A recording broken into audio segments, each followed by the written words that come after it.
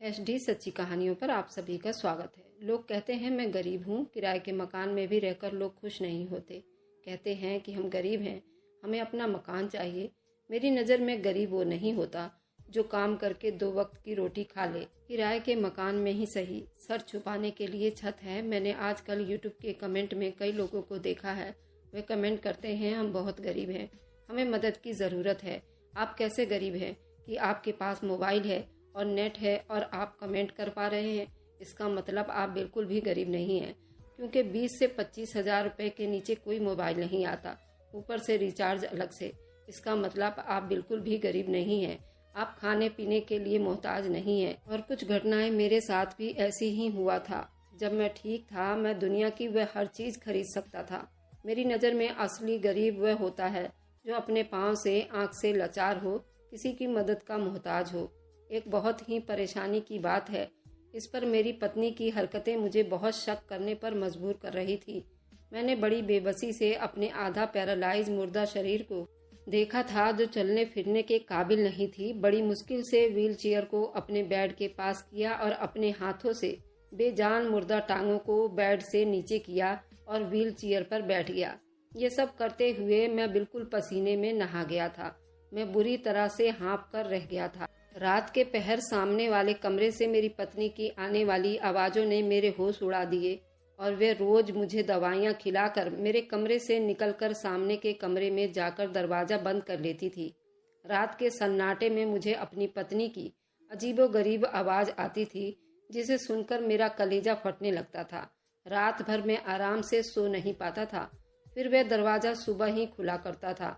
जब मेरी पत्नी कमरे से बाहर आई, चेहरे पर झूठी मुस्कुराहट होती थी। उसका हसीन रूप उस टाइम और भी जगमगा रहा होता था।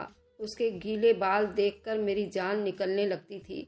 जब मैं पूछता कि तुम रात को मेरे साथ क्यों नहीं सोई, उठकर क्यों चली जाती हो, वह मुंह से कोई जवाब नहीं देती थी, बस थोड़ा सा मुस्कुराती और मेरे बेजान पाँव को देखने लगती थी, जैसे मुझसे कह रही हो कि तुम एक अपाहिज आदमी मुझे दे ही क्या सकते हो। मुझसे मुंह से तो कुछ भी नहीं कहती थी। उसकी चुप्पी मुझे अंदर ही अंदर खाने लगी थी। वह पूरा दिन मेरा ख्याल रखती थी, मुझे खाना भी अपने हाथों से खिलाती थी, लेकिन रात को एक खूबसूरत ड्रेस पहनती, खूब तैयार होती और अपने कमरे में जाकर अंदर दरवाज़ा बंद कर देती। वह रात भर जो परेशानी मुझे दे रही थी, मेरे लिए एक मौत से कम नहीं थी।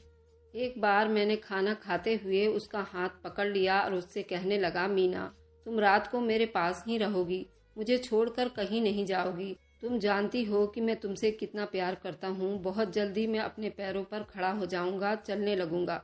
मेरी आंखें भी आंसुओं से भीग गई थी। जो परेशानी मैं रातों को सह रहा था, वह मुझसे बर्दाश्त नहीं हो रही थी।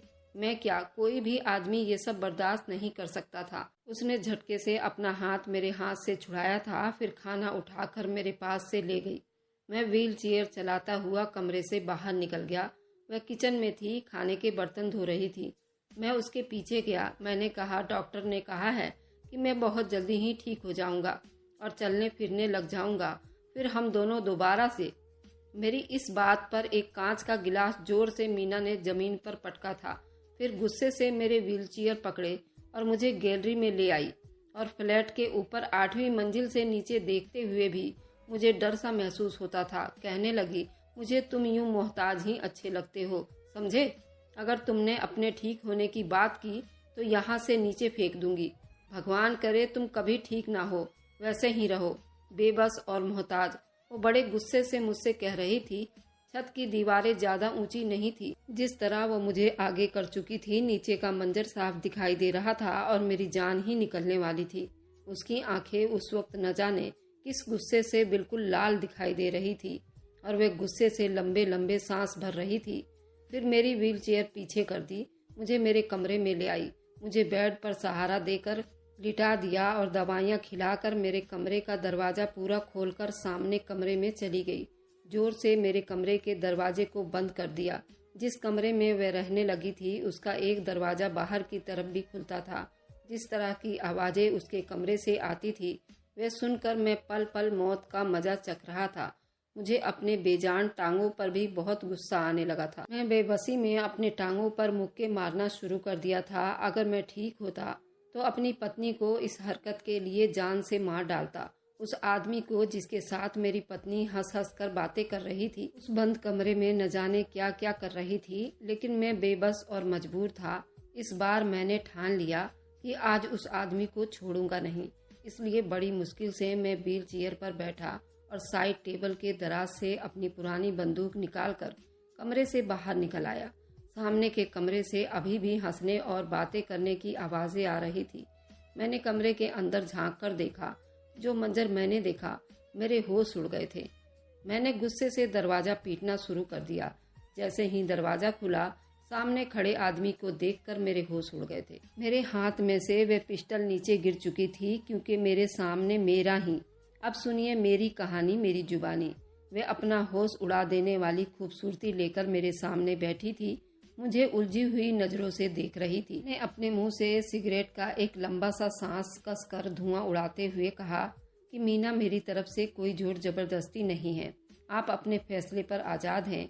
एक तरफ 50 लाख का चेक था और दूसरी तरफ मेरी शादी का प्रस्ताव। मैंने अपनी कुर्सी पर टेक लगाते हुए उस खूबसूरत लड़की के चेहरे की बेबसी को देखकर मन ही मन मुस्कुराया था।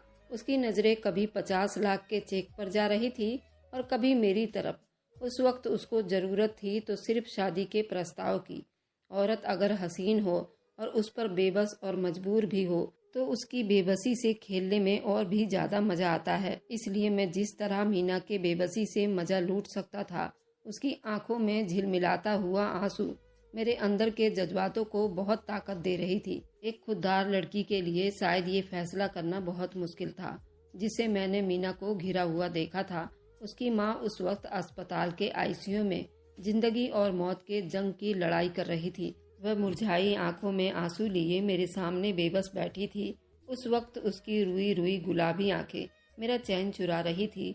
फिर उसने कांपते हाथों से मेरे शादी के प्रस्ताव पर दस्तखत कर दिए थे। मेरे चेहरे पर बहुत मुस्कुराहट सी फैल गई थी। मैं समझा कि मैंने एक और नाजुक कली को खरीद लिया है। उसे भी 4 दिन अपने कमरे के इर्द गिर्द रखूंगा और फिर किसी फालतू चीज की तरह उसे फेंक दूंगा। मेरे लिए वह शायद इतनी ही अहम थी जिसके साथ कुछ दिन या कुछ महीने बिता सकता था। मगर मैं नहीं जानता था कि मीना किस आफत का नाम है। वह कोई आम सी लड़की का नाम नहीं था, कोई बला थी जो मुझे निगल गई थी। मैंने बड़ी खुशी से उसके हाथ से शादी का प्रस्ताव ले लिया था और अपना भी साइन किया। फिर ऑफिस के मेरे रूम की दूसरी कुर्सी पर पंडित जी भी बैठे थे, जिन्होंने बाकी की कार्रवाई की थी। वह हसीना मीना राज हो चुकी थी, लेकिन उस वक्त मीना बिल्कुल बेबस थी और वो बेबसी मुझे बहुत अच्छी लगी थी और मैं मीना को अपनी जीत की नजरों से देखा था। वहीं पर मीना अपने आंखों से आंसू पोंछ रही थी। उसने वह चेक उठाया और मेरे ऑफिस से बाहर जाने लगी थी। मेरे बुलाने पर उसके कदम रुक गए थे। मीना, चेक मेरा ड्राइवर अस्पताल पहुंचा देगा, तुम मेरे साथ मेरे फ्लैट में चलोगी। मुझ में अब इतना सब्र भी नहीं था उसके इंतजार की, इसलिए उसने मुझे तड़प कर देखा था। कहने लगी, मेरी माँ जख्मी हालत में अस्पताल में पड़ी हुई थी, वह जिंदा बचेगी या नहीं, इसलिए भगवान के लिए एक रात मुझे मेरी माँ के पास बिताने दीजिए। मैं अपने कुर्सी से उठा और चलता हुआ मीना के पास आ गया। मैंने मीना से कहा, तुम्हारी माँ को इस वक्त पैसे की ज्यादा जरूरत है, तुम्हारी नहीं है। तुम्हें तो वह पहचानेगी भी नहीं, इसलिए ड्राइवर जल्द से जल्द अस्पताल में पैसे पहुंचा देगा और तुम मेरे साथ मेरे फ्लैट पर चलोगी। और प्लीज मुझे इतना बोर मत करो, मुझे इस पल का बहुत दिनों से इंतजार था। ये बात कहकर मैंने मीना की कलाई पकड़ ली और उसे अपने साथ गाड़ी में बैठने के लिए कहा और गाड़ी स्टार्ट कर मैं फ्लैट की तरफ चल पड़ा था। वह पूरे रास्ते मेरे से विनतियाँ करती रही कि मुझे अपनी माँ के पास जाना है, मैं कल वापस तुम्हारे पास आ जाऊंगी। मुझे तो जैसे कुछ भी सुनाई नहीं दे रहा था, सिवाय उस थप्पड़ के गूंज की जो कुछ दिन पहले उस लड़की ने मेरे मुंह पर मारा था। मेरे अंदर की लगी हुई आग शायद उसकी बेबसी और बहते आंसुओं को देखकर ही बुझनी थी, इसलिए मैं हंसता हुआ अपनी गाड़ी चलाता रहा। मैं एक अमीर बाप का बिगड़ा हुआ इकलौता बेटा था। इतने तो शायद मैंने अपने पैर के जूते नहीं खरीदे होंगे जितनी मैंने लड़कियों को खरीद कर किसी फालतू सामान की तरह फेंक चुका था। दौलत की रेल पेल थी, किसी चीज की कोई कमी नहीं थी। मैंने शादी भी अभी तक इसलिए नहीं की थी कि मुझे किसी एक औरत के साथ जिंदगी नहीं बितानी थी। आज तक कोई ऐसी ना मिली थी, कुछ दिन बीतने के बाद वह मुझे अच्छी लगती हो। मैंने मीना की कलाई अपने फ्लैट के बेडरूम में लाकर ही छोड़ा था। मीना आंसू बहा रही थी। मैंने कहा, 50 लाख दिए है ना? मैंने तुम्हारी माँ मरेगी नहीं, तुम्हारी बीमार बूढ़ी माँ, इसलिए रोना बंद करो। और फिर मैंने मीना को अलमारी में से नाइट ड्रेस निकाल कर दिया और पहनने को बोला। कुछ दिन पहले मैंने इस गरीब लड़की को ये ड्रेस पहनने के लिए दिया था और यही ड्रेस मीना ने मेरे मुंह पर दे मारा था और मेरे मुंह पर थप्पड़ मारकर मुझसे अपनी शराफत की पहचान करा गई थी। वह उन लड़कियों में से बिल्कुल भी नहीं है जो पैसों के खातिर इज्जत बेचे। और आज मैंने उसे इस हाल में लाकर खड़ा कर दिया था, जिसे मैंने बस 50 लाख रुपए में मैंने उसे कुछ दिनों के लिए अपनी खुफिया पत्नी बना लाया था। जब तक मेरी इच्छा होती मैं उसे अपनी पत्नी बनाकर उसे इस्तेमाल करता और बाद में उसे डिवोर्स देकर अपनी जिंदगी से निकाल देता। थोड़े दिन पहले मैंने उसे 50 लाख का ही चेक दिया था और वजह उसकी ज्यादा खूबसूरती का होना था, जिसने मेरे होश और नींद सब कुछ उड़ा दिया था। मैंने उसके हुस्न की कीमत पहले भी इतनी ही लगाई थी, लेकिन बदले में उसने थप्पड़ मार दिया था। मैं चाहता तो उसी रात उसे जबरदस्ती अगवा करके जो चाहता कर सकता था, लेकिन मुझे उसे बेबस और मजबूर देखना था। मैं चाहता था कि वह खुद मेरे पास रोते हुए मदद की भीख मांगे, मेरे सामने हाथ जोड़कर रोती गिड़गिड़ाती फिरे। और आज ऐसा ही हुआ था। आज वह मेरे सामने उस कपड़े में मौजूद थी जिसमें मैं उसे पहले देखना चाहता था। मैंने उसे अपने बाहों में ले लिया। मीना मेरे पिता के ऑफिस में काम करने वाली एक मामूली सी लड़की थी, जिसकी तनख्वाह भी बहुत कम थी। एक बार मैं किसी काम की वजह से अपने पापा के ऑफिस में गया था। मुझे कुछ डॉक्यूमेंट साइन करवाने थे और उनके कमरे से बाहर निकल गया। अचानक जब मेरी नज़र मीना पर पड़ी तो उसके हुस्न को देखकर मेरा दिमाग घूमकर रह गया था। वह बड़ी खूबसूरत थी। इतने प्यारे सूट पहनकर चुपचाप से इंटरनेट के स्क्रीन पर नजरें जमाए तेजी से कीबोर्ड पर उंगलियां चला रही थी। मेरी नज़र उसकी तरफ उठी थी, लेकिन उसके बावजूद हुस्न को देखकर मेरा दिमाग घूमकर रह गया था और मैं पलटना ही भूल गया था। शायद मेरी गंदी नजरों का असर था। मीना उलझन का शिकार हुई थी। औरत खुद पर उठने वाली हर नजर को पहचान जाती है। ये औरतों के अंदर ज्यादातर पाई जाती है, इसलिए मीना ने मुझे बड़ी नापसंद नजरों से घूरा था। मेरी मुस्कुराहट और गहरी हो गई थी। मैं किसी काम से पापा के ऑफिस में आया था, लेकिन मीना के हुस्न ने मुझे मजबूर कर दिया कि मैं वापस पापा के रूम में गया। मैं उनसे मीना के बारे में बात की तो वह कहने लगी, वे थोड़े महीने पहले ही उनके ऑफिस में काम पर आई है और बहुत मेहनती लड़की है। मैंने कहा, मुझे भी एक ऐसी लड़की की ज़रूरत है। अगर मीना मेरे ऑफिस में मेरे काम कर लेती है तो मेरी मुश्किल आसान हो जाएगी। मेरे पापा को भला उससे क्या एतराज़ हो सकता था। मीना को मेरे ऑफिस में शिफ्ट कर दिया गया। मैंने सबसे पहले काम यही किया था कि उसकी तनख्वाह बढ़ा दी। वह खुश हो गई, लेकिन अब तक मेरी खुशी के बारे में उसने नहीं सोचा था। उसे काम करते हुए थोड़े ही हफ्ते बीते थे कि जब उसने पहला सवाल किया था। जब मैंने उससे कहा कि मेरे ऑफिस में काम करने के रूल कुछ अलग हैं, मुझे काम करने वाली लड़कियों का ड्रेस बिल्कुल मॉडर्न चाहिए, इसलिए अगर वह ऐसी फालतू सूट वगैरह को उतार कर कुछ मॉडर्न कपड़े पहनकर काम करे तो अच्छा है। इसके लिए मैं उसकी तनख्वाह भी डबल कर दूंगा। मेरी बात सुनकर उसने कहा कि मैं उसे वापस उसके बाप के ऑफिस में भेज दूं तो मुझे बहुत अच्छा लगेगा, क्योंकि उसे ये सब मंजूर नहीं है। वह कम तनख्वाह पर भी काम कर लेगी, लेकिन मेरी शर्त उसे बिल्कुल भी मंजूर नहीं थी। उसके मना करने पर मेरे अंदर तो जैसे आग लग गई थी। आज तक हिम्मत मेरे आगे किसी लड़की ने नहीं दिखाई थी। ये तो अच्छी तरह जानता था कि ऐसी लड़कियां जो अपने घर से तंगी की हालत की वजह से कमाने के लिए बाहर निकलती हैं, खुद पर खुददारी के कपड़े के तौर पर पूरा सूट वगैरह पहन लेती हैं, अपना हुस्न सादगी में छुपाकर हम जैसे अय्यास मालिक के सामने खुद को इज्जतदार साबित करने का उनका एक पुराना हथकंडा है। और फिर जब हम उनकी कीमत बढ़ाते हैं तो उनकी शराफत का चोला उतारने में उनको जरा भी देर नहीं लगती। इसलिए मैंने भी ऐसा ही किया था। मैंने अगले दिन मीना से कहा कि उसे मेरे साथ एक बिजनेस के काम से बाहर जाने के लिए वे मेरे साथ चले। सबसे पहला सवाल उसने किया, क्या ऑफिस के टाइमिंग में वापस आ जाएगी, क्योंकि उससे ज़्यादा देर नहीं करेगी। मैंने कहा, हाँ, ऑफिस के टाइमिंग में लौट आएंगे। मेरी बात सुनकर वो मेरे साथ जाने को तैयार हो गई। मैं उसे एक रेस्टोरेंट में ले आया। मेरे कुछ क्लाइंट वहाँ मौजूद थे। मीटिंग और लंच के बाद वे वहाँ से चले गए। मैं मीना को बहाने से उस होटल के एक कमरे में ले आया। लेकिन जब मैंने उसे अपने इरादे के बारे में बताया तो वह गुस्से से लाल हो गई थी। मैंने 50 लाख का चेक, एक बेहुदा सा कपड़ा उसके सामने रख दिया था और ये भी कहा कि मैं जब तक चाहूँ उसे यूज कर सकता हूँ, मुझे मना नहीं करेगी। मैं जानता हूँ कि अपनी कीमत कुछ बढ़ाना चाहती है और 50 लाख की रकम कम नहीं होती, लेकिन ऐसा नहीं था। उसने वह चेक और कपड़ा दोनों मेरे मुंह पर मारा था और कहने लगी वह एक शरीफ और इज्जतदार घर की लड़की है, उसने मेरे ऑफिस की नौकरी भी छोड़ दी। ये बात मेरे अंदर एक आग की तरह उबल रहा था।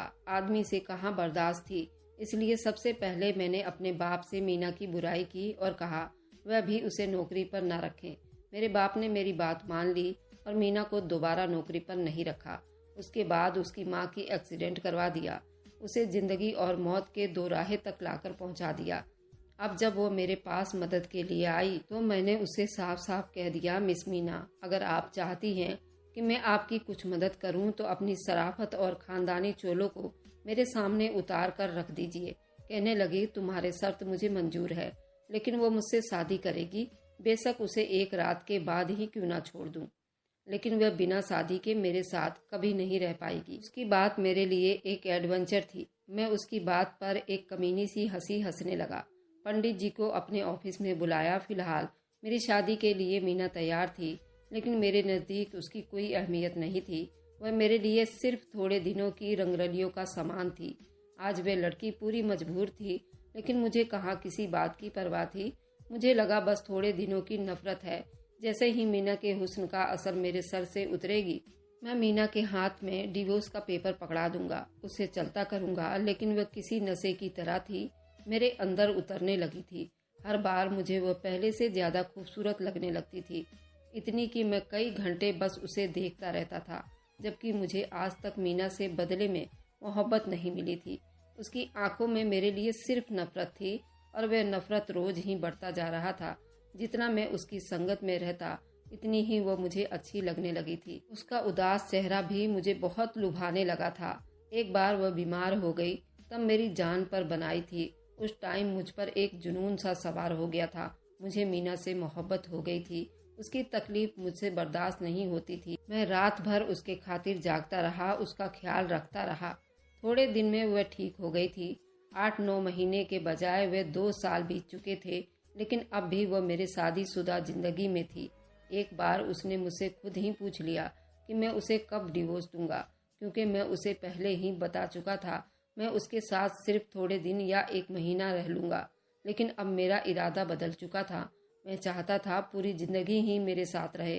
मेरी बात सुनकर उसने बड़े गुस्से से मुझे देखा था।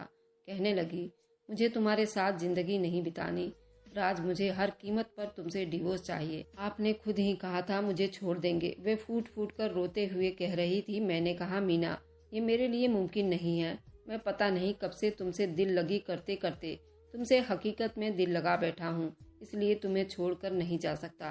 तुम्हें मेरे साथ पूरी जिंदगी बितानी पड़ेगी। मीना मुझसे लड़ने झगड़ने लगी थी।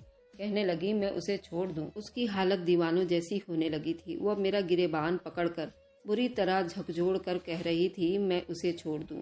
वह मेरे साथ नहीं रहना चाहती।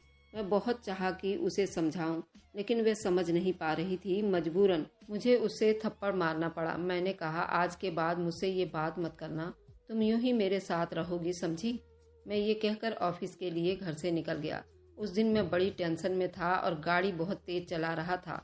नतीजा ये निकला कि सामने आने वाली गाड़ी से अचानक से मेरी टक्कर हो गई। मेरी गाड़ी कलाबाजी खाकर एक नाले में घुस गई थी। मैं बेहोश हो चुका था। जब होश में आया मैं हॉस्पिटल में था। चारों तरफ पट्टियों से जकड़ा हुआ था। मेरे माँ बाप के साथ मीना भी वहाँ मौजूद थी। उस वक्त मैंने अपने घर वालों के सामने मीना को अपनी पत्नी स्वीकार कर लिया था। मेरे माँ बाप ये सुनकर मुझसे बहुत नाराज हो गए थे, लेकिन जिस हालत में मैं पहुँच गया था मुझे कुछ नहीं कह सकते थे। मेरे दोनों टांगें फ्रैक्चर हो चुकी थी, लेकिन अपने माँ बाप के घर के बजाय मैंने मीना के फ्लैट में चला गया और वह मेरा ख्याल रख रही थी। उसका व्यवहार भी मुझसे बदल चुका था, लेकिन मुझे रात को दवाइयाँ देने के बाद मेरे कमरे से बाहर निकल जाती थी, फिर पूरी रात कमरे में नहीं आती थी। मैं उस वक्त इस तरह मोहताज हो चुका था, खुद से उठ भी नहीं सकता था। मेरे कमरे का दरवाज़ा खुला हुआ था।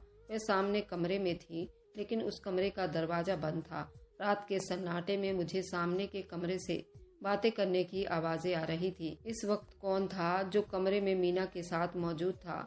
मेरा दिल बहुत तेज तेज घबराने लगा था। मुझे लगा शायद मेरा वहम है, लेकिन वहम नहीं था, क्योंकि अब मुझे रोज ही ऐसी अजीब तरह की आवाज़ें आने लगी थी जो मेरे लिए बहुत परेशान कर देने वाली थी। मेरे ऑफिस के काम के सिलसिले में मीना ही मुझसे फाइल साइन कराने के लिए देती थी। मेरे ऑफिस का मैनेजर रोज आता था।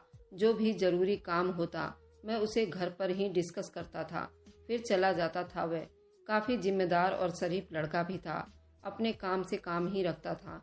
मैं सोच भी नहीं सकता था कि आज वही मेरी पत्नी के कमरे में यूं बाहर निकलेगा। मैंने कहा तो कहने लगा, हाँ मैं ही हूँ। आज वह मेरी आंखों में आंखें डाले मुझे देख रहा था। मीना भी उसके साथ खड़ी थी। उसने थोड़ी फाइलें मेरे सामने रखी और कहने लगी, तुम्हारी सारी जायदाद मैंने अपने नाम करवा ली है और अगर मैंने उसे डिवोर्स नहीं दिया तो वो मुझे जान से मार डालेगी। मैं उसकी बात सुनकर बिल्कुल सुनसा होकर रह गया। मीना को देखा था। मैंने कहा, मीना, मुझे तुमसे इसलिए भी मोहब्बत हो गई थी। मुझे तुम्हारी शराफत पर यकीन था। मैं कुछ भी सोच सकता था, लेकिन तुम्हारे बारे में ये नहीं सोच सकता था कि तुम किसी के साथ गद्दारी भी कर सकती हो, क्योंकि गद्दारी का सारा रास्ता तो मैंने अपनाया था।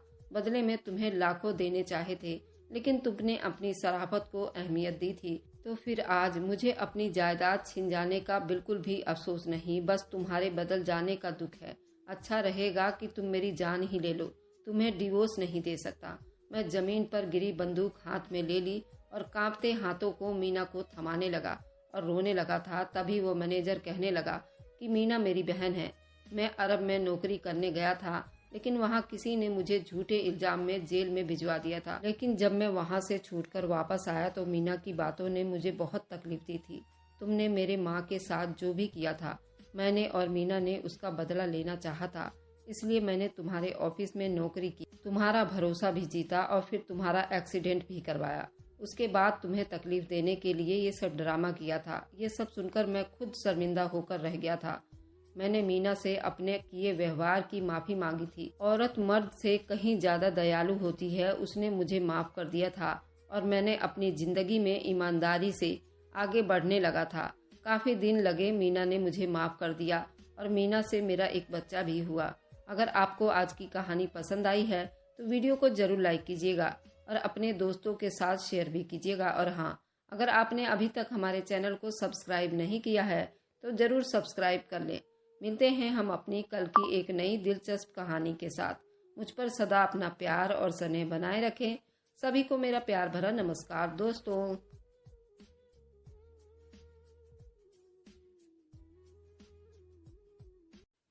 सौरभ और शोभा दोनों शादी के दूसरे दिन अपने बुआ के घर दावत पर गए थे, लेकिन इन दोनों की अभी सुहाग रात भी नहीं हुई थी, क्योंकि शोभा के साथ जो समस्या थी वह शर्म से सौरभ को नहीं बता पा रही थी। वहां दावत खाते समय शोभा के सारे कपड़े खराब हो रहे थे। वह टेबल पर बैठी अनकंफर्टेबल हो रही थी। जब वो उठी थी तो डर के मारे कांप गई थी, क्योंकि उसके सारे कपड़े एक सफ़ेद वाइट पानी से खराब हो चुका था। उसने आज तक इस समस्याओं के बारे में किसी से बात नहीं की थी और इस वक्त वह बहुत तकलीफ में थी। इसी समस्या की वजह से वह अपने पति से भी सुहागरात के दिन अलग कमरे में जाकर सो रही थी। लेकिन सौरभ को इस बारे में कुछ भी पता नहीं था और वह न जाने क्या कुछ सोच रहा था। सौरभ, ऐसा लग रहा है मेरी तबीयत ठीक नहीं है, मेरा सर बहुत चकरा रहा है, मुझे घर जाना है, शोभा ने घबराते हुए सौरभ से कहा। तो वह आंखें ऊपर करके उसे देखने लगा। शादी के बाद उनकी ये पहली दावत थी। सुनो, पहली बार तो मुझे ये सौरभ कहना बंद करो, क्योंकि अब मैं तुम्हारा पति हूँ और सबके सामने तुम मेरा नाम लेती हो, मुझे अच्छा नहीं लगता। मेरी माँ ने अभी तक मेरे पापा का नाम नहीं लिया है। उनको मेरी माँ साहब कहकर बुलाती हैं और तुम हो कि कल की दुल्हन मेरा नाम लेकर बुला रही हो। सब मेरा मजाक उड़ा रहे हैं और मुझे लगता है तुम बिना वजह घबरा रही हो। तुम तो बिल्कुल ठीक लग रही हो। सौरभ ने कुछ फिक्र से कहा। मैं सच कह रही हूँ, मेरी तबीयत अचानक खराब हो गई है। शोभा की आंखें भीग गई तो सौरभ परेशान हो गया। बुआ जी, हम 20 मिनट में वापस आते हैं।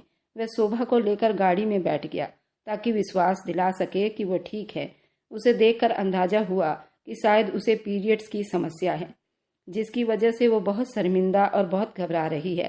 सौरभ ने नरमी से कहा, ठीक है, घबराओ नहीं, अभी घर चलते हैं और रात को देखूंगा तुम्हारी तबीयत कैसे ठीक हो सकती है। शोभा खामोशी से सर झुकाए बैठी और वह उसे तसल्ली देता आगे गाड़ी बढ़ा गया।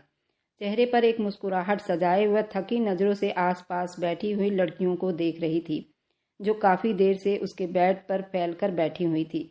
उसे अब बहुत गुस्सा महसूस हो रहा था। न जाने सौरभ कब आता, लेकिन उसका इंतजार करते करते उसकी कमर टेढ़ी हो चुकी थी। अब उसे उस भारी लहंगे और ज्वेलरी से आज़ादी चाहिए थी।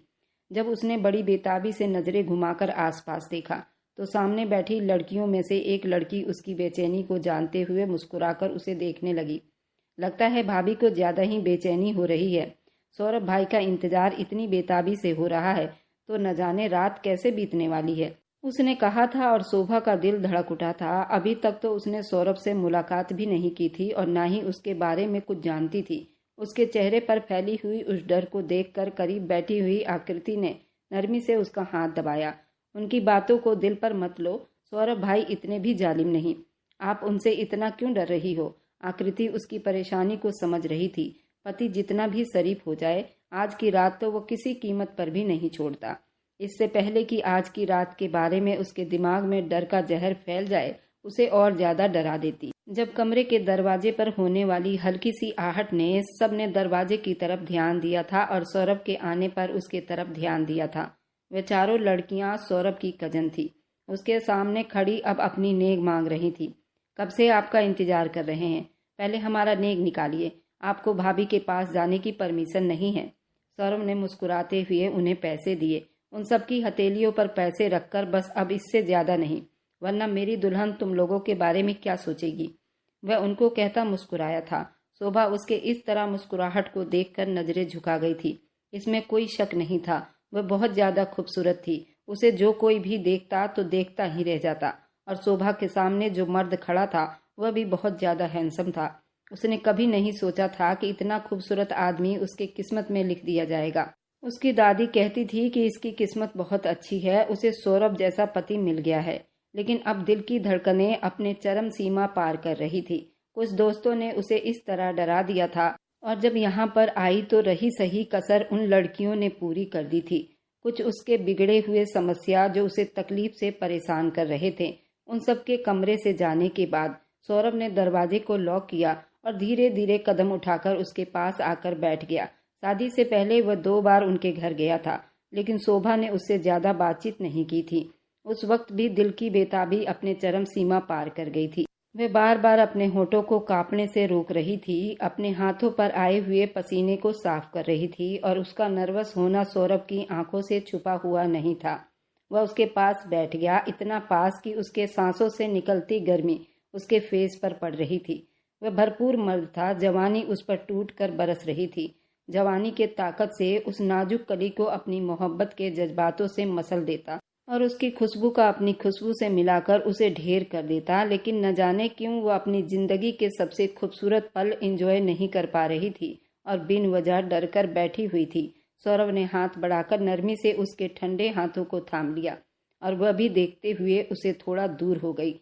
सौरभ को हैरानी हुई थी उसके इस तरह के डर जाने पर, लेकिन फिर भी वह खुद पर काबू पाकर सौरभ की तरफ देखती रही, जैसे कि वह उसके इंतजार में बैठी हो। सौरभ के होंठ एक खूबसूरती सी मुस्कुराहट में ढीले हुए थे। आने वाले पल को अपनी जिंदगी में सबसे खूबसूरत पल बना देना चाहता था।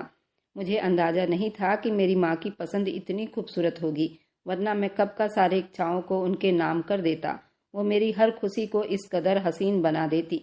वह उसकी तारीफ कर रहा था, लेकिन शोभा का दिमाग तो कहीं और ही अटका हुआ था। बस कहीं खोई आंखों से सौरभ को ही देख रही थी, जिसकी आंखों में खुमारी उतर रही थी। आज रात हमारे रिश्ते की हसीन शुरुआत होगी। आने वाली हर रात को मैं तुम्हारे लिए इस तरह खूबसूरत बना दूंगा कि तुम खुद को खुशकिस्मत समझती रह जाओगी। वह हल्का सा उसके तरफ झुका। उसके हल्के से झुकने पर भी शोभा का दिल उछलकर हलक में आ गया था। बेताबी भी अपनी चरम सीमा पार कर रही थी। वह नरमी से उससे मदहोश होती हुई सांसों के साथ अपने जिस्म में ढल रहा था और शोभा पानी की तरह बहती चली जा रही थी, जैसे पानी की लहरों में हलचल पैदा हो गई हो। वह बिल्कुल उसी तरह उसके जिस्म में भी एक हलचल पैदा हो गई थी और वह उस वक्त बहुत शर्मिंदगी महसूस कर रही थी। वह मुरझाई हुई रंगत, कांपता हुआ जिस्म, चेहरे पर फैली हुई डर, और रात की दुल्हन होने के बावजूद वो बहुत डर में लग रही थी, जो अपनी बड़ी काली आंखों को उस आदमी पर गाड़े उसके तरफ देखे जा रही थी। वही बात जो उसके दिमाग में घूम रहे थे। अब हकीकत ये थी कि उसे लग रहा था कि सौरभ उसके साथ ऐसा व्यवहार अपनाएगा जो उसे तकलीफ देगा, जबकि सौरभ मोहब्बत से उसे समेट रहा था, उसकी धड़कनों को अपने सांसों में तेज करते हुए। उसकी सांसों में बहकता हुआ आदमी अब धीरे धीरे उसकी ज्वेलरी उतार रहा था। जिस तरह वह उसकी तारीफें कर रहा था, उसके दिल की धड़कन बढ़ती जा रही थी। शोभा के जिस्म पर कपकपी दौड़ रही थी। उसके दिमाग में उसकी फालतू सहेलियों की बातें उथल पुथल हो रही थी। अगर खुद से दूल्हे के करीब जाने की कोशिश की तो वो क्या सोचेगा? उसके दोस्तों की फालतू बातें, सौरभ की कजनों की बातें। सौरभ भाई तो आज तुम पर कहर बरसाएंगे, तुम क्या खाक एंजॉय करोगी? उन लड़कियों की बेबाक सी बातें जो उसे डरा कर रख गई थी, और वह उन लोगों की बातें अपने दिमाग पर सवार कर वह जमीन को ही घूरे जा रही थी। सौरभ कहीं खोया हुआ था, लेकिन उसके दिमाग में चलती हुई सोचे उसे अपने लपेट में लेकर और ज्यादा डरा रही थी। उसकी दादी की बातें देखो, ये सब कुछ तो सदियों से चला आ रहा है, और ये सब तो करना ही पड़ता है। इसलिए कोशिश करना अपने तकलीफ को अंदर ही दबाए रखना, वरना तुम नहीं जानती कि लोग क्या क्या बातें बनाएंगे, और सौरभ तुम्हारा पति तुम्हारे बारे में क्या सोचेगा। उसके दिमाग में ये बात आई। सौरभ के सीने पर हाथ रखकर उसने कांपते हुए जिस्म से उसे घूरा था। उसके चेहरे पर फैली हुई डर, आंखों में आई नमी, कांपते हुए होंठ। सौरभ ने अजीब नजरों से उसके चेहरे को देखा था। देखो, कुछ भी नहीं, बस तुम्हें मेरी मोहब्बत में पिघल जाना है, और कुछ भी नहीं। सब कुछ मेरे हवाले कर दो, मेरी आंखों में देखो। वह बेबाकी तेज सांसों से अपनी जान को अपने तरफ ध्यान दिलवा रहा था, लेकिन वह डर के मारे बेड से उतर गई। सौरभ को उसने अपने पास नहीं आने दिया था। नहीं नहीं, मैं ऐसा कुछ नहीं करूंगी। वह जल्दी जल्दी बात करते बराबर अपने सर को ना में हिला रही थी। उसके जिस्म से बहती हुई पीरियड उसे और शर्मिंदा कर देने के लिए काफी थी। क्या सोचेंगे वो मेरे बारे में? नहीं नहीं, मैं ऐसी हालत में बिल्कुल भी आपके करीब नहीं आ सकती। मैं ऐसी लड़की नहीं हूँ। अपने दिल पर हाथ रखते हुए वो बेकाबू 2 कदम दूर हो गई। आप मेरे पास नहीं आ सकते, उसने कह दिया था, और सौरभ को हैरानी हुई। क्या मतलब तुम्हारा? वह अभी अभी उसके मोहब्बत के चाहत में आगे बढ़ रहा था, जैसे उसके हर बात को समझने की कोशिश कर रहा हो, उसके शर्म को दूर करने की कोशिश कर रहा था। सौरभ प्लीज। उसकी सांसें अब तेज हो रही थी। वह जिस बेचैनी में थी, उसका डर पल भर बढ़ते चले जा रहा था। अब सौरभ ने नरमी से उसके हाथ थाम लिए। ओके, रिलैक्स, तुम्हें मुझसे डरने की कोई ज़रूरत नहीं, मेरी बात सुनो। लेकिन शोभा उससे इस तरह डर रही थी। वहां से वह बाथरूम के तरफ भागी थी, वहां बंद हो गई। वहीं फर्श पर बैठती हुई अपने पेट पर हाथ रखकर सिसक उठी थी। हे भगवान, इतना तकलीफ, इतना डर, जो आज उसकी जान निकालने के लिए काफ़ी था। दरवाज़ा खोलो शोभा, मेरी बात सुनो, दरवाज़ा खोलो, मैं तुमसे बात करना चाहता हूँ। सौरभ बेताब था। प्लीज़ आप चले जाओ कमरे में, या फिर सो जाओ, मैं आपसे कोई बात नहीं करना चाहती। वह रो रही थी। वह अभी तक उसके रोने की आवाज़ समझ नहीं पा रहा था। आखिर वह उसके हाथ क्यों नहीं आ रही थी? ठीक है, मैं तुम्हारे पास नहीं आऊँगा, कुछ नहीं कहूँगा तुम्हें, लेकिन बाहर तो आ जाओ। सौरभ ने आखिरी बार आजमाया था, लेकिन फिर भी वह वहीं ठंडे फर्श पर बैठी रही। मैं बाहर नहीं आऊँगी, आप प्लीज़ सो जाइए, वह कह गई थी, और उसके शब्द से ही उसकी तकलीफ का अंदाजा हो रहा था। सौरभ को हैरानी हुई थी। उसने बहुत कुछ सोच रखा था। उसके सपनों का महल बहुत ऊंचा था। उस वक्त उसका सपनों का महल टूटता हुआ बिखर गया था। वह अजीब सी बेताबी उसके जिस्म को जलाने लगी थी। वह चुपचाप चेंज करके बालकनी में चला आया। ठंडी हवाओं ने उसके अंदर फैली हुई आग को थोड़ा कम करने की कोशिश की थी, लेकिन वह आग किसी तरह बुझने का नाम नहीं ले रही थी। आखिर क्या था जिसने उसे मुझसे दूर कर दिया था? वह खुद से सोच सोचकर उसका दिमाग फट रहा था। वह इतनी डरी हुई क्यों थी? मेरे पास क्यों नहीं आ रही थी? जबकि वह तो उसे इतनी मोहब्बत से समेट रहा था, और किसी भी तरह का जुल्म उस मासूम पर नहीं करना चाहता था। लेकिन फिर भी क्या उसे किसी ने कुछ भी नहीं समझाया होगा इस रात के बारे में? वह खुद भी गुस्से में था। उसकी उम्र करीब 22 साल की तो हो चुकी है। आजकल के ज़माने में उसको हर चीज़ के बारे में पता होना चाहिए था। वह अपने हाथों को अपने सर में घुमा रहा था, और वह ठंडी हवाओं में न जाने किन किन सोचों से गुजर रहा था। उसके दोस्त की बातें उसके दिमाग में घूम रही थी। उसके दोस्त ने अपनी पत्नी को सुहाग रात के दिन ही डिवोर्स दी थी, क्योंकि उसकी पत्नी किसी और लड़के को चाहती थी और उसे अपने करीब नहीं आने दिया था। यही सब सोच अब उसके दिमाग में बड़ी तेजी से चल रहा था, लेकिन वह तो शोभा को पहले से जानता था। वह ऐसी लड़की बिल्कुल भी नहीं थी। उसकी दादी थी, उसके पापा थे, उसके पापा फौज में थे, वह अपनी दादी के साथ ही रहती थी। उसकी दादी बहुत प्यारी थी। उसकी दादी और सौरभ की दादी दोनों सहेली थी, और सौरभ के पापा जनक जी और शोभा के पापा दोनों दोस्त थे, और उन दोनों ने ही ये दोस्ती रिश्तेदारी में बदलने का सोचा था, और ये शादी तय हुई थी। सौरभ शोभा को जानता था। उसने कभी शोभा को फालतू घूमते या किसी से बात करते नहीं देखा था। वह बिल्कुल सीधी सादी लड़की थी। उसकी तो कोई सहेलियां भी नहीं थी, बस स्कूल में 2-3 सहेलियां थी। आस पड़ोस में वह कभी बाहर नहीं निकलती थी, और यही बात उसके दिमाग में घूम रहा था। इधर दोस्तों की बातें उसके दिमाग में उथल पुथल कर रही थी। सौरभ, तुम जानते हो ना, आजकल की मॉडर्न लड़कियां पत्नियों को अपने पास भी नहीं आने देती। बहानेबाजियों पर उतर आती हैं, बाहर मौजूद लड़कों के साथ फ्रैंक होकर उन्हें अपना सब कुछ सौंप देती हैं। परिवार वाले उनकी जबरदस्ती शादी करवा देते हैं। ऐसी लड़कियां ही अपने पति को अपने करीब नहीं आने देती। सौरभ के दोस्तों की बातें उसके दिमाग को पागल कर दिया था, और उसके दोस्तों की इस तरह की बातें आज उसकी पत्नी से मैच हो रही थी।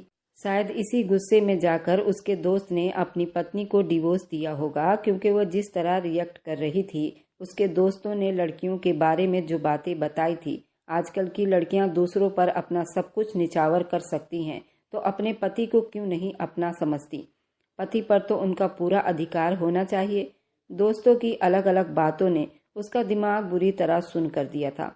सौरभ के दोस्त ने अपनी पत्नी को डिवोर्स दे दी थी, सिर्फ इसलिए कि सुहाग रात पर दोस्त की पत्नी ने उसे अपने पास नहीं आने दिया था। और सौरभ को अब शक था, वह किसी तरह से ये वादा कर चुकी है कि वह पहला अधिकार उसे नहीं देगी। ये अपने दिमाग में उसने गलत बातें बसा लिया था। सौरभ ये सब सोच बैठा था। भला एक औरत इतना कैसे गिर सकती है? वह अपने पति के बजाय किसी अनजान आदमी को अपना सब कुछ सौंप दे। लेकिन फिर उसका दिमाग कई हिस्सों में बटा हुआ था। शोभा का परिवार बिल्कुल भी ऐसा नहीं था। उसकी परवरिश तो ऐसी नहीं हुई थी। वह तो उसको अच्छी तरह से जानता था, और इन उलझनों से बेचैन होकर उसने सिगरेट को बुझाकर पांव के नीचे मसल दिया था। बालों में उंगलियां चलाते हुए वापस अपने कमरे में आ गया। बेड के एक तरफ वो पूरी तरह कंबल में छुपकर शायद सो गई थी।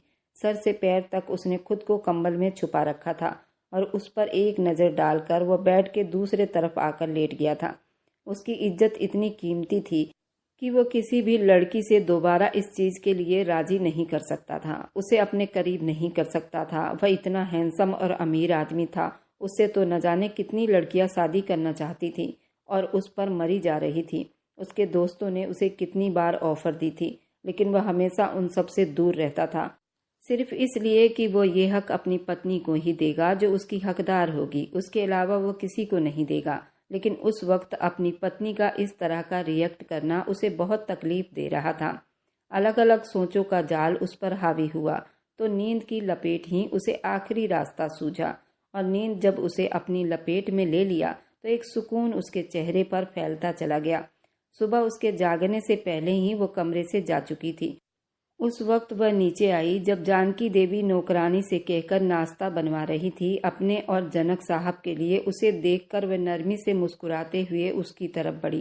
शादी की पहली सुबह, बधाई हो बहू, मेरा बच्चा। उन्होंने खूबसूरती से मुस्कुराते हुए उसे अपने साथ लगाया और अपनी जांचती हुई नजरों से उसका जायजा लिया था। पीठ पर बिखरे हुए गीले बाल उन्हें खुशी में डाल रहे थे। यूं लग रहा था जैसे कि वो बड़ी तसल्ली में हो गई हों, लेकिन हकीकत क्या थी इस बात से तो वह अभी अनजान थी। Thank you so much mummy ji. माँ जी, क्या पग फेरे का रस्म नहीं होगा? मैं अपने घर जाना चाहती हूँ। उसने इस रस्म के बारे में पूछा तो जानकी देवी ने नरमी से उसके हाथ थाम लिए। मैंने तुम्हारी दादी को खुद ही मना कर दिया कि उन्हें किसी तरह की फालतू रस्म रिवाज में पड़ने की जरूरत नहीं। बच्चे जवान हैं और अभी उनको एक साथ रहने दिया जाए, एक दूसरे को समझने दिया जाए तो ही अच्छा रहेगा। वह थोड़ी बूढ़ी औरत हैं और इस तरह उनको परेशान करना, रस्मों के नाम पर उन्हें परेशान करना, ये तो मुझे बिल्कुल भी अच्छा नहीं लगता। अगर तुम्हें अपने घर जाना ही है तो तुम अपने पति के साथ उनके घर जा सकती हो। वैसे उनको परेशान करने की कोई ज़रूरत नहीं। जानकी देवी ने मुस्कुराते हुए नरमी से उसे देखकर कहा तो वह शर्म के मारे अपना सर झुका गई। ये तो उसकी खुशकिस्मती थी कि उसे इतनी अच्छी सास मिली, वरना आजकल कहाँ ऐसी सास मिलती हैं। ये दोनों परिवार पहले से ही दोस्ती में थे। अब इन दोनों की शादी करके रिश्तेदारी में बदल दिया था। उन्होंने उसी वक्त फैसला कर लिया था वह उसको छोटी बहू जरूर बनाएंगी। उनके 3 बेटे थे। बड़े 2 बेटे अपने कारोबार में अलग काम कर रहे थे। छोटा सौरभ उनके साथ ही था, जिसने अपने बलबूते पर अपने पिता के कारोबार को भी आगे बढ़ाया था और साथ ही साथ अपनी सॉफ्ट ड्रिंक की दुकान भी संभाल रहा था। और यही वजह थी कि वह घर के इंतजाम बहुत अच्छे तरीके से चला लेता था। जानकी देवी अपने लाडले बेटे की वजह से बहुत खुश और तसल्ली में थी। जनक साहब ने भी अब अपने काम से रिटायर ले ली थी और पूरा वक्त अखबार में बिजी रहते। जानकी देवी अपने घर में बने बगीचों में उलझी रहती, जहां उन्होंने तरह तरह की सब्जियां और फूल पौधे लगाए थे। अब उम्र के उस हिस्से में यही सबसे बड़ी समस्या थी। अपनी नींद से भरी हुई आंखें खोलकर बेड के दूसरी तरफ देखा था, जहां अब शोभा मौजूद नहीं थी। कमरे का दरवाजा खुला था, यानी उसके जागने से पहले ही बाहर चली गई थी। उठते हुए उसने बेड से टेक लगा लिया और अपने बालों में उंगलियां चलाने लगा। उसने सोचा नहीं था शादी की पहली सुबह ऐसी बीतेगी। कुछ देर समस्याओं और वक्त पर गौर करने के बाद वह उठा और फ्रेश होने चला गया। फ्रेश होकर वह नीचे आया तो वह तीनों टेबल के आसपास बैठे खुश दिखाई दे रहे थे। वह हल्की फुल्की बातचीत करते हुए मुस्कुरा रही थी। सीढ़ियां उतरते हुए उसने एक नज़र उसके चेहरे पर डाली और दोबारा नजरों का मुंह मोड़ लिया। वह अब बस उस पर ज्यादा ध्यान नहीं देना चाहता था। उसने सोच लिया था अब उस वक्त उसके पास जाएगा जब वह खुद उसके करीब आना चाहेगी, वरना नहीं। उसने अपनी इज्जत और घमंड सबसे ऊपर रखा हुआ था। वह सौरभ था, कोई आम इंसान नहीं था। वह ऐसे भी किसी के कदमों में आने के लिए उससे भीख नहीं मांगता। उसके चेहरे की रंगत बदली थी। उसने अपने झुके हुए सर को और ज्यादा झुका लिया। सौरभ उसके पास ही कुर्सी पर बैठ गया। जानकी देवी ने नरमी से उससे बात की, उठो और सौरभ को नाश्ता दो।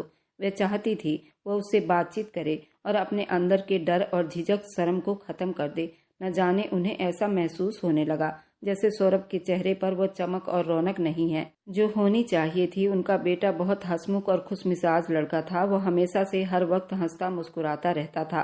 बहुत ज्यादा गंभीरता उसके चेहरे पर अच्छी नहीं लगती थी, लेकिन उस वक्त वह काफी गंभीर नजर आ रहा था। नाश्ता देते हुए भी उसके हाथ धीरे धीरे कांप रहे थे।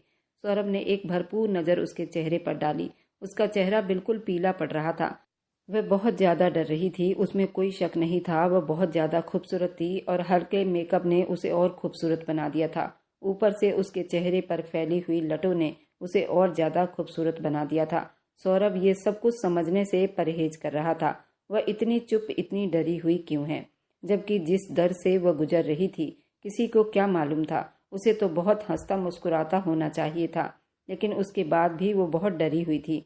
शादी के रात कमरे में जाने से पहले ही जानकी देवी ने उसे शोभा की आदत के बारे में बताया था कि वो बहुत मासूम और कम उम्र की लड़की है, उस पर खास ध्यान देना होगा। अब और ज्यादा खुलकर तो बता नहीं सकती थी, लेकिन उनकी बातों में छुपे हुए राज वह समझ रहा था और नरमी से सर झुकाकर उन्हें तसल्ली दिला दिया था। वह हमेशा उसका ख्याल रखेगा और उस वादे के हिसाब से उसने शोभा की हरकतों को भी अब तक अपने दिल में छुपा कर रखा था। वह नहीं जानता था कि उनके कमरे की बात किसी तीसरे आदमी के हाथ आए, चाहे वह उसके माँ बाप हो, भाई बहन हो या कोई भी रिश्तेदार, और उसके बातों का बतंगड़ बने। उसे अपनी और अपनी पत्नी की इज्जत बहुत प्यारी थी। रस्म के तौर पर उसकी दादी उसे मिलने आई तो उसे उसके साथ ही भेज दिया गया था। उसकी दादी पूरे मोहल्ले के लिए स्वेटर बुना करती थी। उसके दादा की पेंशन से ही उनका पूरा गुजर बसर चलता था। उसके पापा की पूरी कमाई सेव की जाती थी ताकि शोभा का फ्यूचर अच्छा हो, लेकिन उनकी अचानक होने वाली मौत ने सब कुछ बिखेर दिया था। उसकी माँ तो उसके पैदाइश के वक्त ही इस दुनिया को छोड़कर चली गई थी। उसके पापा ड्यूटी संभाल रहे थे और विदेश में कमा रहे थे। उनकी बेटी दादा दादी के साथ रहती थी। दादी उसे संभाल रही थी। दादी पुराने ख्याल की औरत थी। उसे पीरियड्स आए और उसके बाद उसको सफ़ेद पानी की भी प्रॉब्लम थी। उसको सारा महीने सफ़ेद पानी आया करता था, जिससे वो बहुत कमज़ोर और परेशान हो जाती थी। उसने ये बात किसी को नहीं बताई थी। जब दादी उसके कपड़े धोती थी तो उनको अंदाज़ा हो गया था। पुराने ख्याल की थी। इस बारे में किसी से बात करना बुराई समझती थी और ये बीमारी का इलाज शादी समझती थी। उनको लगता था अगर शोभा की शादी हो गई तो ये समस्या दूर हो जाएगी, क्योंकि उनके दिमाग में ये बात ऐसे ही आई थी, और अगर ये बात बाहर की जाए तो बुराई हो जाएगी, लड़की के कैरेक्टर पर बात आएगी। इस वजह से उन्होंने ये बात छुपा ली थी और शोभा की जल्दी शादी कर दी थी ताकि इस समस्या से वो बाहर आ जाए, कि उनको इस समस्या के लिए डॉक्टर से बात करनी चाहिए थी। लेकिन उन्होंने डॉक्टर से बात करना भी जरूरी न समझा। उन्होंने समझा अगर डॉक्टर से बात की जाए तो ये लड़की बदनाम होगी, और यही जाहिलपन की वजह से आज उसके साथ इतनी बड़ी समस्या थी। ना तो ये बात किसी को बता पा रही थी, शादी हो जाने के बाद भी वह अपने पति से बहुत शर्मा रही थी और उसकी हालत बहुत खराब थी। इसी वजह से उसे हर पल अपने माँ बाप की याद सताती थी। उसकी इतनी बड़ी समस्या कैसे हल होती, और वह दिन ब दिन कमज़ोर होती जा रही थी। उसके दिमाग में भी दुनिया की बहुत सारी बातें थी जो उसकी सहेलियों ने उसके दिमाग में डाला था, और फिर दादी ने भी तो यही कहा था। जानकी देवी ने उसकी चुप्पी को नोट किया तो मुस्कुराते हुए उसके सर पर हाथ रखा था। क्या बात है बहू, इतना चुप क्यों हो? जिस तरह तुम जिद कर रही थी कि तुम अपने दादी के साथ जाओगी, ये तो बुरी बात है। मेरी जान, अब तुम्हारा घर यही है और तुम्हें सौरभ की मर्जी के हिसाब से ही चलना चाहिए। उसने वहां पर उनसे बहुत जिद लगा ली थी। वह नहीं चाहती थी कि ये रात भी किसी तरह के दबाव का शिकार हो जाए। न जाने क्यों उसे लग रहा था जैसे सौरभ गुस्से में ये उम्मीद कर रहा था वह उसे मनाए, लेकिन वह तो उसके पास जाना तो दूर की बात थी, उसका नाम सुनकर ही डर रही थी। उसे मनाना, उसे एहसास दिलाना वह उसके लिए हिम्मत रखता था। दादी, मुझे आपके पास रहना अच्छा लगता है, मुझे कुछ दिनों के लिए अपने पास रोक लो, उसने कह दिया। और उसकी सास जानकी देवी को ये बहुत बुरा लगा था। उसका ये कहना, ये मेरा घर नहीं बल्कि ये तुम्हारा घर ही है, यहाँ तुम्हारा मन क्यों नहीं लग रहा? शादी को आज दूसरा दिन बीता है, तुम्हें अपने पति के साथ रहना चाहिए, यही तो दिन होते हैं मोहब्बत बांटने की मेरी बहू। वह नरमी और प्यार से उसे अब समझा रही थी। वो मन ही मन कह रही थी, मुझे उनसे बहुत डर लगता है, मैं उनसे बात नहीं करना चाहती, उनके करीब जाने में भी मुझे डर लगता है। हकीकत में जो कुछ कहना चाहती थी वह नहीं कह पा रही थी, लेकिन वह चाहती थी जानकी देवी उसकी चुप्पी को और बेचैनी को समझ जाए। उसकी दादी ने शोभा को बहुत समझाया था और शोभा अपने पति के साथ अपने दादी के घर आ गई थी। दादी भी बहुत गुस्सा हुई थी कि अभी एक दिन नहीं हुआ और तुम यहाँ आ गई हो। उसने दादी को डरते डरते अपनी सारी बातें बता दी थी। दादी उस पर भड़क उठी थी। वह काफ़ी हद तक समझ चुकी थी। खबरदार, अगर आज के बाद तुमने ये बात अपनी जुबान से निकाला तो पति तो भगवान के रूप में होते हैं, तुम्हारा दुख सुख का साथी है, उसके पास रहना तुम्हारा कर्तव्य है। अगर तुम इस बात से मना करोगी तो भगवान को भी नाराज करोगी। अब रात हो गई है, लेकिन सुबह ही तुम कॉल करोगी सौरभ को, कहो वो तुम्हें लेने आए। मेरा बच्चा मैं नहीं चाहती तुम्हारे रिश्ते में दूरियां जन्म ले। वह चुपचाप सोने के लिए लेट गई। आज रात बड़ी सुकून और आराम से बीती थी। कल क्या होगा, कल की फिक्र ने उसे बेचैन कर दिया था। कमर में उसके बहुत दर्द था, जाने का नाम ही नहीं लेता था। टांगों और पेट में खिंचाव रहता था। वो बहुत दर्द में तड़प रही थी। ये समस्या उसे हमेशा बेचैन रखती थी। उसके कपड़ों में दाग धब्बे उसे और शर्मिंदा कर देती थी। कपड़े छुपाए फिरती। और फिर एक दिन आखिरकार उसने सब कुछ तंग आकर अपने दादी से बता दिया था। दादी ने बड़ी शर्माती नजरों से उसे देखा था। बहुत बुरी बात है, आज के बाद किसी से भी ये बात न करना, कोई बीमारी नहीं, बस अब तुम बड़ी हो रही हो ना। इसलिए वह सर झुकाकर लाल चेहरे से उनकी बात सुनती रही। दादी का अंदाजा कुछ ऐसा था, उसे शर्मिंदा करने लगा था, जैसे कोई बहुत बुरी बात हो। अगर वह किसी से बात करेगी तो बदनाम हो जाएगी। ये बात उसे काफी बेचैन कर दिया था। शादी से पहले लड़कियों के साथ ये सब कुछ होता ही है। जब तुम्हारी शादी हो जाएगी तो सब कुछ ठीक हो जाएगा, तुम्हें परेशान होने की जरूरत नहीं। दादी ने तो कोई और ही हल निकाला था। वह इतनी शर्मिंदा हुई, जाकर अपने कमरे में लेटी और फिर चेहरे पर हाथ रखकर रो दी। क्या ये बीमारी इतनी खराब थी कि उसके लिए उसे शादी करनी पड़ती, या कोई कमी थी, या उसकी गलती? भगवान जानता था। उसने आज तक अपनी सहेलियों में बैठकर भी कभी ऐसी बात नहीं छेड़ी थी। वह जिस उम्र में थी वह अपनी समस्याओं में अकेले जूझ रही थी। खास तौर पर ऐसी समस्याओं से गुजरते हुए लड़कियां बेचैनी का शिकार हो जाती हैं। ये जज्बात का उतार चढ़ाव ही गलत माहौल में डाल देता है। लेकिन यहाँ कुछ भी नहीं था। वह हमेशा उन सब से डरती रही। दादी ने जिस तरह उसे पूजा पाठ और हर चीज का परहेज बताया था, वह भी उसे हमेशा करती आई थी। लेकिन आज दादी से ये सब बताना उसे बहुत शर्मिंदा कर रहा था। बार बार खुद को रोक रही थी। आंसू उसके गालों पर अटक रहे थे। अब उसे ये सब कुछ दादी से नहीं बताना था। इस सब में उसकी क्या गलती थी? फिर उसने चुप रहना अच्छा समझा। वह अंदर ही अंदर ये सब उसे किसी दीमक की तरह चाट रहा था। शोभा की सौरभ के करीब न आने की सबसे बड़ी वजह यही थी, खुद में विश्वास की कमी और बहते हुए आंसू। अगर सौरभ ने उसे गलत लड़की समझ लिया तो वो क्या कहेगी। वह उसे ज्यादा कुछ सोचना ही नहीं चाहती थी। उस रात भी वो देर रात तक जागती रही। अनजाना सा डर उस पर हावी हो रहा था। न जाने कितनी देर वे छत को घूरती रही। काश वो हमेशा के लिए यहीं रुक जाए, ये दोबारा सौरभ के घर न जाए। लेकिन हर काश के बाद सवालिया निशान रह जाते हैं। काश को अपनी जिंदगी से मिटाने के लिए हकीकत को स्वीकार करना ही पड़ता है, फिर उसी राह पर चलना पड़ता है जो हमारे लिए ठीक होती है। क्योंकि काश के सहारे तो कभी जिंदगी नहीं चलती। काश से आगे निकलकर अपने लिए रास्ता खुद ही बनाना पड़ता है। अगली सुबह सचमुच सौरभ उसे लेने आ गया था। गाड़ी में अजीब सी चुप्पी छाई हुई थी। उसी चुप्पी को तोड़ने के लिए सौरभ ने पहल की थी। क्या तुम आइसक्रीम खाओगी? सौरभ भी ऐसे लग रहा था वह सारा गुस्सा पी जाना चाहता था और एक नई शुरुआत करना चाहता था। आइसक्रीम तो उसकी कमजोरी थी। वह डर से सहमी उसने हाँ में सिर हिला दिया था। वह उसके उस मासूमियत पर सौरभ मुस्कुराकर रह गया था। तुम्हें कौन सा फ्लेवर अच्छा लगता है? वह बातों बातों में उससे बातें करने की कोशिश कर रहा था। चॉकलेट। उसके कहने पर वह प्यार से मुस्कुराया। यानी हमारी पसंद बहुत मिलती जुलती है। वह मुस्कुराते हुए नजरों से उसे देख रहा था और वह सर झुका गई। आइसक्रीम खाने के बाद वह उसे शॉपिंग करवाने ले आया और अपनी मर्जी से 2-4 ड्रेस उसे खरीद कर दे दिया था। उसने सोच लिया था अपने रिश्ते में अब ये सब शर्माना लजाना खत्म करना बहुत जरूरी है। गलतफहमियों से दूर रहना पड़ेगा। एक नई शुरुआत करेगा। उस लड़की को मौका देकर मोहब्बत से अपने पास करेगा ताकि अपनी नई जिंदगी की शुरुआत करे। वह अपने दिमाग में फालतू सोचों को नहीं लाना चाहता था क्योंकि वह उस लड़की के कैरेक्टर को अच्छी तरह से जानता था, तो फिर उस लड़की पर शक नहीं कर सकता था। लेकिन उसके छुपे राज को वह जानना चाहता था।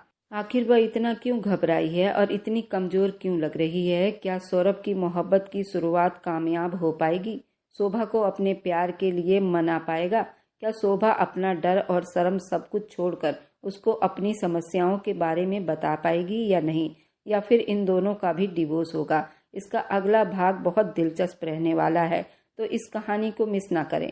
और मेरी वीडियो आप लोग जहाँ कहीं से भी देखते हैं, कमेंट में अपने शहर और राज्य का नाम जरूर बताएं। मुझे आप लोगों के कमेंट पढ़ने में बहुत आनंद आता है और उन सभी का मैं बहुत बहुत धन्यवाद करना चाहती हूँ जो लोग मेरी वीडियो को देखते हैं, लाइक करते हैं और शेयर करते हैं। अगर आपको आज की कहानी पसंद आई है तो वीडियो को जरूर लाइक कीजिएगा और अपने दोस्तों के साथ शेयर भी कीजिएगा। और हाँ, अगर आपने अभी तक हमारे चैनल को सब्सक्राइब नहीं किया है तो जरूर सब्सक्राइब कर लें। मिलते हैं हम अपनी कल की एक और नई दिलचस्प कहानी के साथ। मुझ पर सदा अपना प्यार और स्नेह बनाए रखें। सभी को मेरा प्यार भरा नमस्कार। दोस्तों खुश रहें, स्वस्थ रहें, मस्त रहें।